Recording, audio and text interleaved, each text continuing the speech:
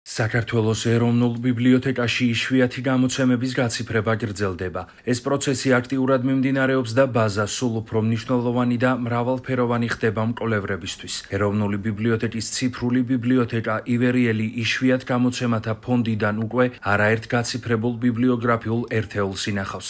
ხელმისაწვდომია ძველნაბეჭდი ქართული წიგნების ნაწილი, გამოცემები, მათ შორის არის 1712 წლის ვეფხისტყაოსანი. როგორც ეროვნულ ბიბლიოთეკაში აცხადებენ, იშვიათი გამოცემების უკონტაქტო სკანერით გაციფრება დინების გადარჩენის საუკეთესო გზაა. იშვიათ გამოცემათა განყოფილებაში და კერძო წიგნის მუზეუმში დაცული ცალები დღეს სამუზეუმო ექსპონატებს წარმოადგენს, ამიტომ მათი ხელით შეხება მიზანშეწონილი აღარ არის, ამიტომ ჩვენ მივმართეთ მსოფლიოში აპრობირებულ მეთოდს.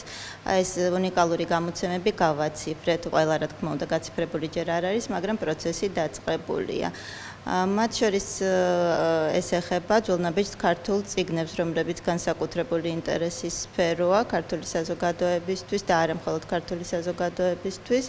მაგალითად გაციფრებულია 1712 წელს ვახტანგ მეექვსის სტამბაში დაბეჭდილი ვეფხისტყაოსანი, ეს არის პირველი გამოცემა და ასევე ვთქვათ პირველი სამეცნიერო წიგნი, რომელიც საქართველოში გამოვიდა, აიათიან უქმნურებათა ცოდნის წიგნი 1723 წელს დაიბეჭდა ასევე ვახტანგის სტამბაში. ყველაზე მოთხოვნადი კოლექცია, რომელიც მუდმივად არის მიმოქცევაში და მუდმივად ციფრდება, არის კოლექცია, რომელიც შეეხება კავკასიოლოგიას, ეს არის კავკასიის ეთნოგრაფია და ისტორია. ეს მსოფლიოში აპრობირებული მეთოდია.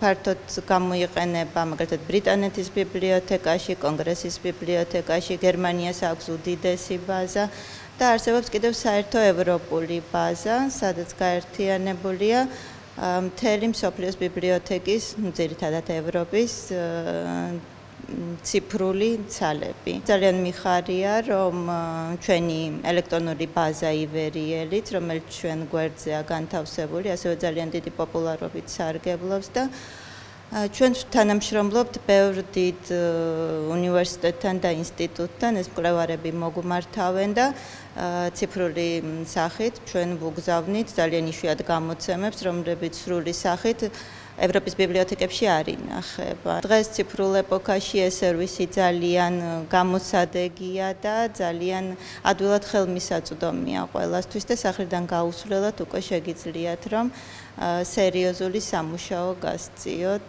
მეცნიერებაში. ეროვნული ბიბლიოთეკა ორიენტირებულია გააციფროს ის გამოცემები, რომლებიც სხვა ციფრულ პლატფორმებზე ხელმისაწვდომი არ არის. როგორც შორენა ოსიპოვა გვიყვება, ამ პროცესამდე აუცილებელია რესტავრაციის განყოფილებასთან კონსულტაცია. რესტავრატორი მიუთითებს, მიზანშეწონილია თუ არა გამოცემის გადაშლა. გაციფრების პროცესში პრიორიტეტი ეროვნული ბიბლიოთეკის იშვიათ გამოცემათა ფონდის იმ ბიბლიოგრაფიულ ერთეულებს ენიჭება, რომელთა ხელით შეხება მიზანშეწონილი არ არის.